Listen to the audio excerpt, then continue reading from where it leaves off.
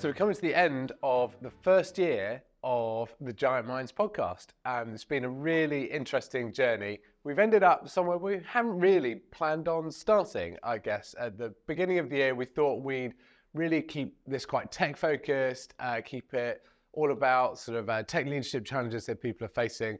But as we've gone through that, delved into it, found interesting people to talk to, we sort of meandered around a lot of topics that are much more around people and around people's journeys and companies' journeys in terms of how they've been through what they've done and what drives them and what keeps them going. And just found that such a rich and fascinating theme that we've just kind of allowed ourselves to go down that route.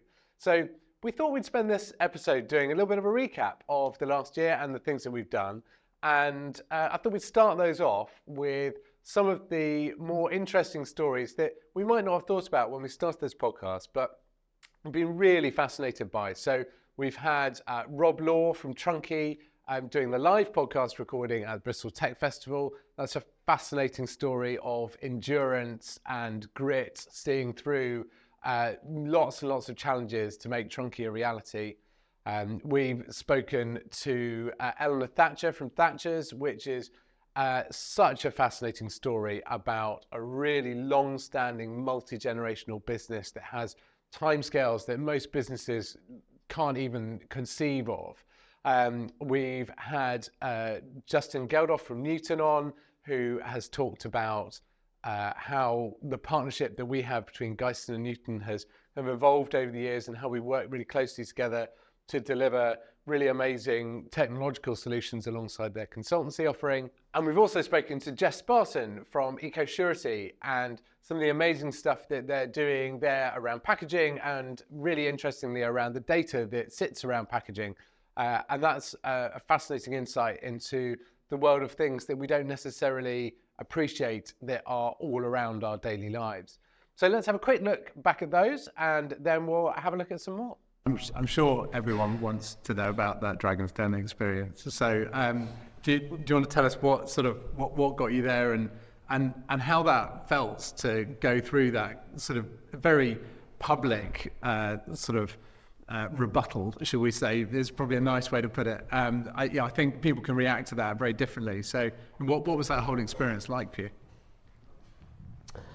Yeah, so this was season 3, 2006, and when we filmed, the first container of Terence and Trixie's, the pink and blue Trunkies, just arrived in Avonmouth Docks. So literally I'd been trading for 2 weeks and had just quit my job as a design consultant. So I was right at the start of the journey, but I thought, well, it's a colourful product, it's quite unique, should make some good telly. And doing some research, Richard Farley had toddlers at the time, so he was my target to invest. And as you saw, the pitch started off really well, then it all went completely out of control. And yeah, from leaving empty-handed at the top of the steps, because it was filmed in the warehouse back then, by the time I got to the bottom, it suddenly dawned on me that this was going to make pretty theatrical TV that would probably ruin my business, and I kind of wished I had invented a time machine and not a bloody ride-on suitcase. But I had a bit of time before it aired. The BBC said, I will give you at least 4 weeks' notice. And then season 3 started, and I had no communication from the BBC. And halfway through the season, no communication. So I started going down to the local newsagents, picking up the Radio Times, just to see if there was any glimpse of a hint of me being on. And one day I went in, picked up the Radio Times, was Tuesday, BBC 2. Scrolled down, 9 o'clock. The title was Wheelie Rubbish.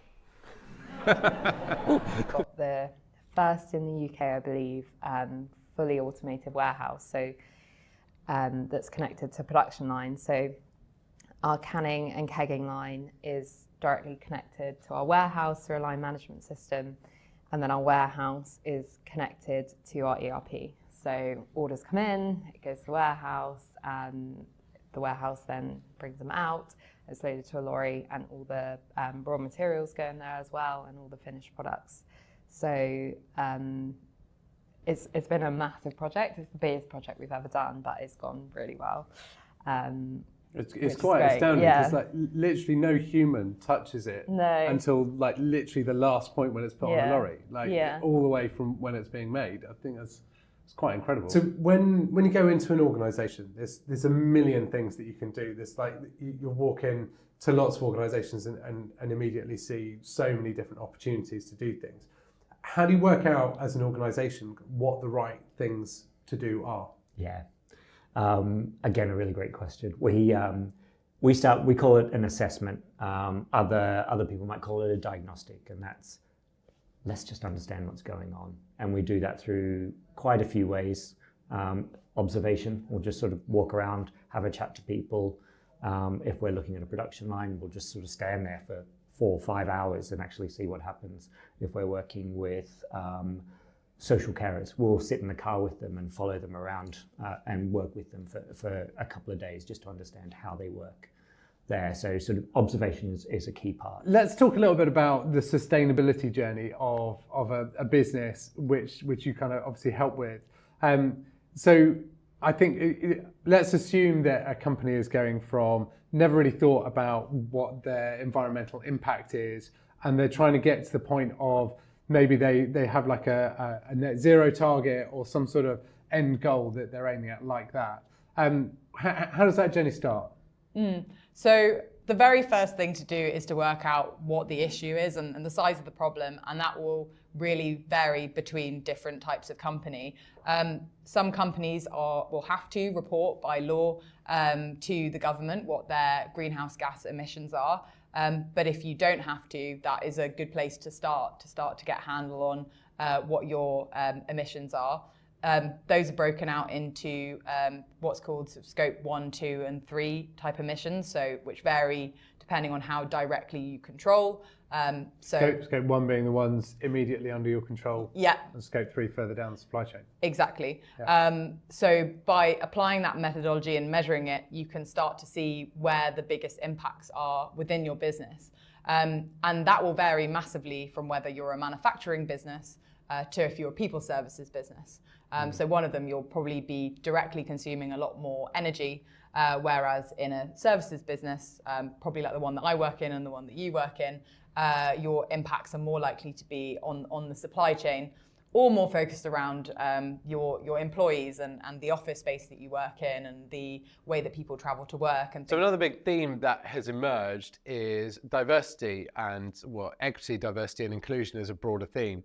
And we've interestingly had 4 men on the show who are all super passionate about improving EDI in the technology space, and particularly in the local technology space. So we've had Ben Shorrock from TechSpark, and they're really just pushing everyone to get more involved in the tech scene locally and trying to bring everyone together around that. We've had John Bradford from DigiLocal, who are our mission partner of the year at Ghyston, who we're working very closely with, trying to bring underprivileged young people into the world of technology.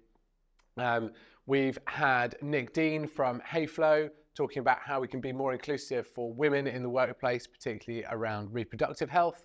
And we've had Alan Furley from ISL Talent talking generally about how we can make sure that our workplace is a welcoming and happy place to be, that everyone wants to come and join in regardless of their background and the things that they've been up to. So yeah, have a listen to those back over some highlights and join us for the last ones. Those with female founders are actually more likely to succeed, and those who come from a harder socioeconomic background are more likely to make a success of it. So it's kind of it's flying in the face of actual business common sense a lot of the time, this as well, isn't it? Yeah, and lots of that is around all sorts of invisible barriers and unconscious bias. But absolutely, those businesses that are more diverse, have more diverse leadership and more diverse across the whole team, statistically, they do much better. They make more money, they survive longer, they reach more people. So it really is a no-brainer that this should be happening. But it's taking a long time to get there. I think one of the things that really annoys me particularly about that is oftentimes it's not the young people dropping out of the pool. It's some of the actors within the pool kicking them out. You know, oh, that's not for you. Car mechanics are over there, or hairdressing's over there, or whatever it happens to be. And I had a fantastic conversation with the head of ICT teaching at a college, and his daughter had been told, oh no, computing's not for girls. Wow. And he was obviously spitting bullets as the head of for the college, but that still happens. And I think that's what annoys me. And that's where I think if we can keep that opportunity open, the young people may make the decision, I want to go be a hairdresser, fantastic, people need haircuts. But equally, they have the opportunity to say, actually, I quite enjoy this stuff over here. And if the education system is not configured to do that, and that's a whole different podcast, then organisations like DigiLocal hopefully are around to do that. Yeah, I think I would have some very serious words to say to anyone who told my daughter that computing's not for girls. The average stat is that 4% of women in a workplace have the confidence to speak to their manager and say, I'm struggling. 48% of women that menstruate have that on a monthly basis. So if a business has got mandated days, for example, Tuesday, Wednesday, Thursday, what you're doing is saying you need to show up and be present and hide that and not speak to your manager at all, no matter what you're experiencing, because we can't talk about it. Yeah. And is that 4% the same whether you've got a female manager or a male manager? It will increase if you have a female manager. There is still a taboo and there is still a conditioning. But in reality, if we go back to where the gender pay gap exists, which is middle and upper quartile, the majority of managers are male. Yeah, especially in our sector. Yeah. Especially in tech. So Yeah. who's it for? Who might be listening should find out about it and have a look? Yeah, I mean, I guess it can be for anybody. I think thinking about my world in particular, then we work with some brilliant founders, but often founding teams can be quite homogenous because you're relying on people that you went to university with before, or that works in the same firm, or perhaps live on your street. And I think that that's not necessarily a bad thing, but as you grow, then you need to recognise that diverse teams are what builds the strongest businesses. So if you don't believe that, then stop the podcast now, go and do the research, come back once you've realised that. And assuming you believe that, I think the other piece of the puzzle is that there's no point hiring diversely, bringing people in, unless you've got an inclusive environment. And so I think it's a really important toolkit to be able to not just think about who you bring into your business, but how you work within the business and make sure that's inclusive. And the final couple of podcasts that I'd like to look back on and remember some of the highlights of are probably where we expected this podcast to be when we started, which is in a much more technical realm around AI, which has obviously been a really strong part of 2024 in the technology scene generally. So we've had Laura Gemmell from Taught by Humans, and we've had Joanne Boyce from Include AI, both of whom have shown real passion for where AI meets human and human need, and how we join the new technologies with the needs of people using these technologies. So let's have a look back at those, and that'll be a wrap for 2024. Because actually, what an expert needs to learn about AI and what the public need to learn, that's not the same thing. It doesn't even need to be in the same language. There needs to be common words, but they don't need to learn how to code to talk about AI. And there seems to be this weird blocker that experts are like, well, people can't do math, people can't code, and that's not what I'm going to teach them. If they want to learn that, I'm fine to teach them, but just learning how to talk. I think that's quite a broad problem generally, isn't it? Everyone's kind of got their own agenda, and people are coming at it from their own perspectives, and they've got kind of their own backstory and experience that kind of leads them to think what's important. And predicted in about 4 years, 90% of the internet content would be AI generated.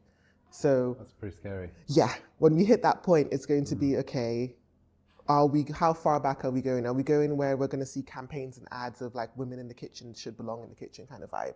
Yeah.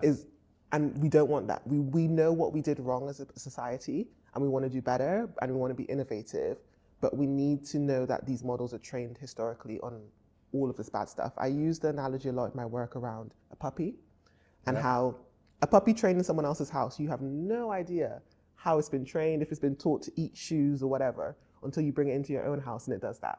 And then you have to start unpicking it. So I think any businesses, organizations that are interacting with models that have been trained by other companies, we know the big ones, just know that it's going to come with a whole heap of biases.